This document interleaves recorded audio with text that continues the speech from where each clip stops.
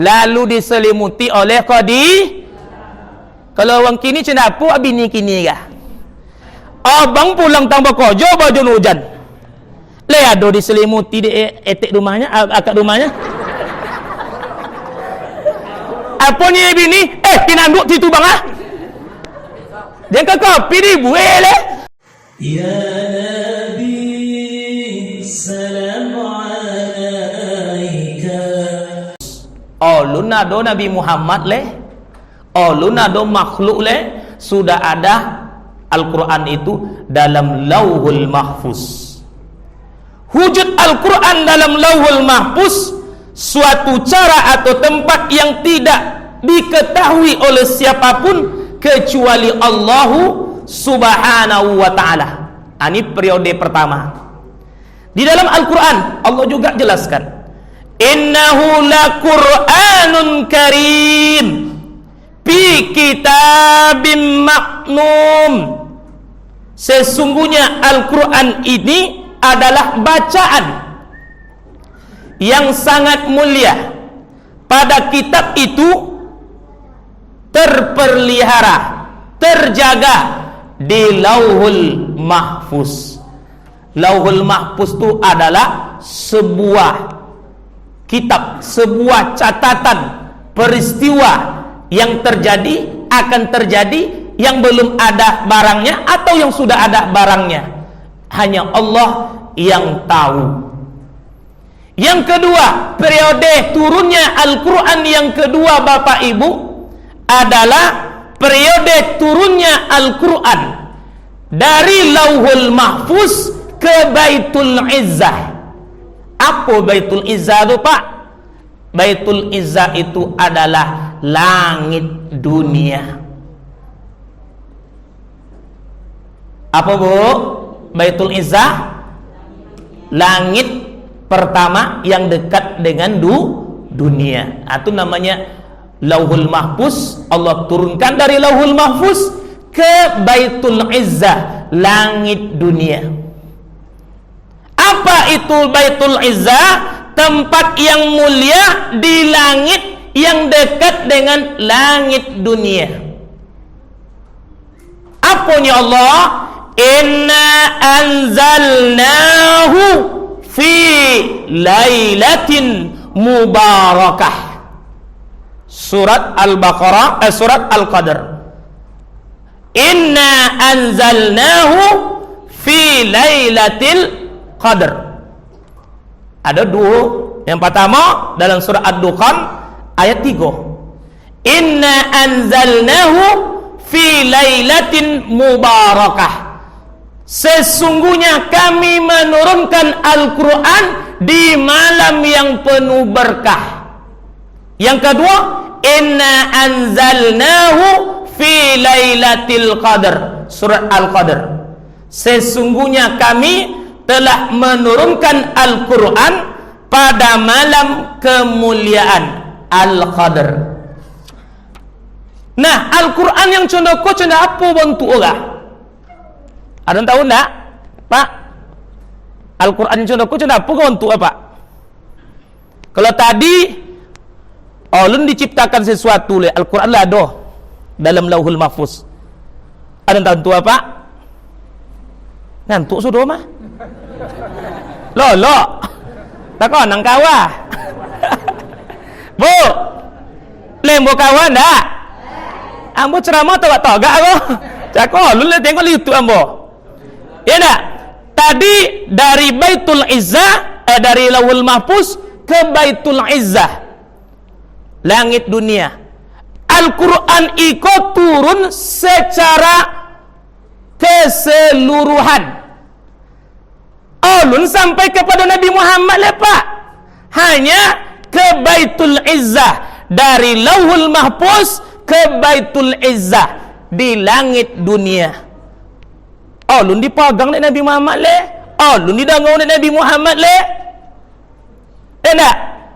Bila terjadi ini, terjadinya turun Al-Quran dari Lauhul Mahfuz ke Baitul Izzah, yaitu sebelum Nabi Muhammad diangkat menjadi roh.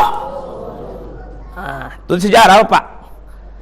Atu yang awak peringati ku apa buya? Yang bapak peringati iko periode ketiga.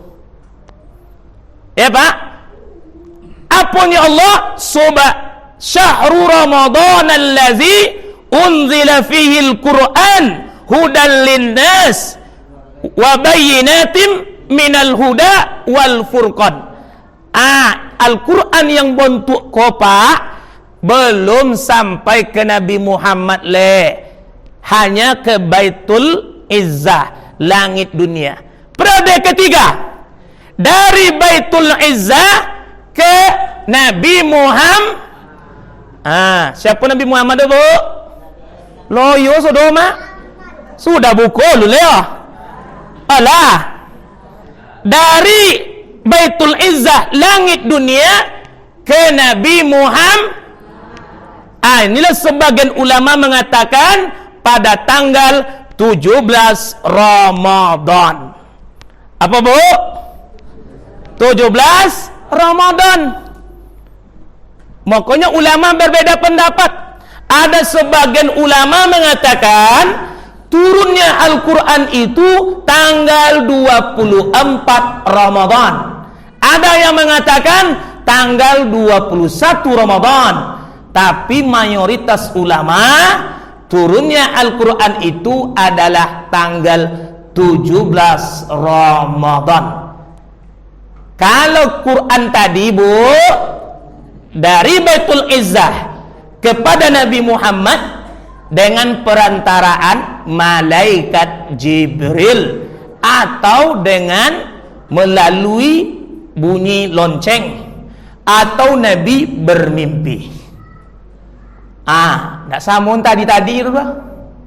Kok beda-beda Bu ya? Adongnya Bu, malam Lailatul Qadar itu kan 10 terakhir Ramadan. Betulnya itu Al-Quran dari Lauhul Mahfuz ke Baitul Izzah. Dari Baitul Izzah kepada Nabi Muhammad tanggal 17 Ramadan. Jangan pada debat-debatkan tulisnya nak mau suunya ruah. Ulama berbeda pendapat. Apa ni Nabi? Unzilat suhufu Ibrahim fi awali Ramadan. Turunnya suhuf-suhuf, lembaran-lembaran wahyu Nabi Ibrahim pada 1 Ramadan. Wa unzilat Tauratu li sitti madai min Ramadan. Turunnya kitab Taurat pada 6 Ramadan. Wal Injilu li salasa asara qalat min Ramadan. Dan kitab Injil diturunkan oleh Allah pada hari ke-13 Ramadan. Wa unzilallahul Qur'an li arba'in wa isrina khalat min Ramadan. Sedangkan Al-Quran diturunkan tanggal 24 Ramadan. Iko bilogo. Ada sebagian ulama mengatakan periode kedua. Ado iko nak periode kedua, iko periode ketiga. Aja nawak peribut-ribut dia leh. Wak baca je buku sama tanyalah kat buya. Nah, bapak-bapak, ibu-ibu, hadirin hadirat yang dirahmati Allah Subhanahu wa ta'ala. Nah, peristiwa periode ketiga ini ditandai dengan apa Bapak Ibu? Datangnya malaikat Jibril menghampiri Nabi di Gua Hira. Apa Pak? Datangnya malaikat Jibril menghampiri Nabi di Gua Hira. Gua Hira ko mana Allah Ta'ala? 2 mil dokek Mekah. Lalu malaikat Jibril kok menyerupai laki-laki, menyerupai manusia. Kalau malaikat kok godang Pak, sayapnya udah kayak TR. Atau malaikat dia dalam sebuah hadis godang malaikat tuh. Kau nampak wujud asli wak pensan nengok. Tapi Nabi Muhammad berjumpa dengan malaikat Jibril di Gua Hira. Ya enggak? Mengapa Nabi di Gua Hira itu Bapak Ibu? Wa kana yuqallu bi ghira'in. Nabi di Gua Hira itu beruslah. Uslah itu apa? Wa huwa at-ta'abbud, beribadah. Dia apanya menyendiri? Karena ketika itu di kota Mekah hiruk pikuk, hanya beribadahnya di Gua Hira. Lalunya datang seorang laki-laki di Gua Hira itu menemui Nabi. Fa'aqazani, apa nama dipegang pundak Nabi.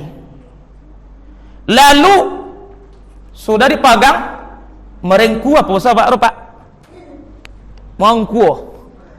Jadi pegang pundak Nabi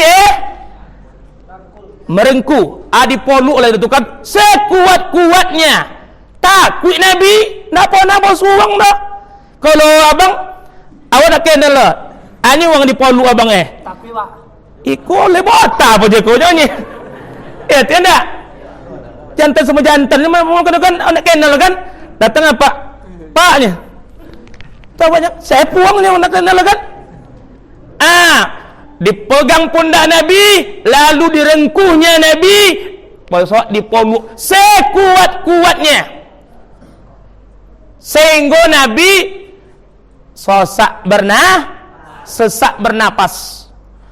Apa ni malaikat Jibril? Iqra. Apa arti itu Pak?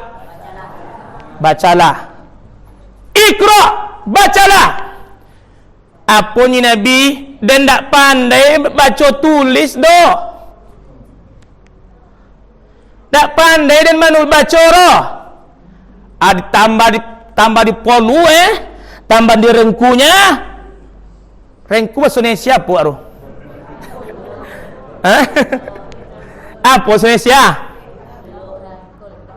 Rangkul lah roh. Memeluk sekuat-kuat. Iqra kali yang kedua.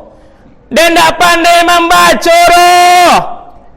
Masa orang mau datang tak pernah kenal dipolu awak tengah malam loh. Tak siang hari lah. Kalau apa masuk dalam gua, waktu pergi gua cakap tiba-tiba ada juang. Tak tapi Pak.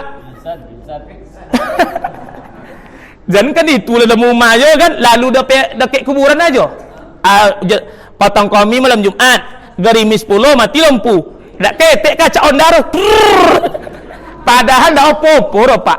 Dek apa? Dek wong tua awak dulu ditanamkan asal gelap antu situ. Iya tiyo. Padahal dak ada Pak, bukan awak sombong. Perasaan awak je nyo. Sama mak nak tuju nyo. Ya mak. Nyak tahajud nak jadi tahajud doh. Lo jago. Ya dak lah jago nyo. Lah bangun. Tapi nyak sampai ke WC mati lampu joko bang, tak ada bang. Iya doh. Iya nak. Nya asal ketek lebat tanam, asal namanya gelap antu di situ. Dah antu dia awak air. Iya nak. Kalau pak bongi ke anak, kenapa pak bongi? Bangkit setan malaikat dan itu dia. Apanya pak? Bangkit setan dia. Ya dia apa ni setan sawi? Apa dah sabit malaikat? Ni bangkit setan ni. Apa dia malaikat imbau paji? Apa dah setan imbau? Lalu apa ni Nabi? Baliklah Nabi balik ke rumah Khadijah. Balik Nabi ke rumah Khadijah. Apa ni Nabi? Zammiluni. Apa sawaro? Selimuti aku. Lah menggigil Nabi. Selimuti aku. Lalu diselimuti oleh Kalau orang kini cendapu abini kini kah? Abang pulang tanpa kojo baju hujan. Leado diselimuti di etek rumahnya, akak rumahnya. Apanya bini? Pinanduk situ bang ah. Jangan kopi di buele. Apanya? Nanduk di situ bang. Yang mandi lah, tiayu banyak. Banyak kopi abang kopi angin. Ati dispenser lado. Iya tioro. Iya ndak. Ngaku ya dah.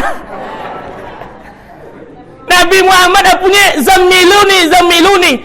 Selimuti aku. Acana tujuh ibu iswa. Kok abang mau bonda pulang bakojo bau hujan ya. Ambil kain nanduk copek. Ya bu. Sodiong temani kopi. Untuk apa Al-Quran diturunkan? Wa yahdihim ila siratim mustaqim. Menunjukkan manusia ke jalan yang lurus. Kutil gunanya Al-Quran itu diturunkan. Yang pertama, membimbing keselamatan. Yang kedua, mengeluarkan dari kegelapan menuju cahaya.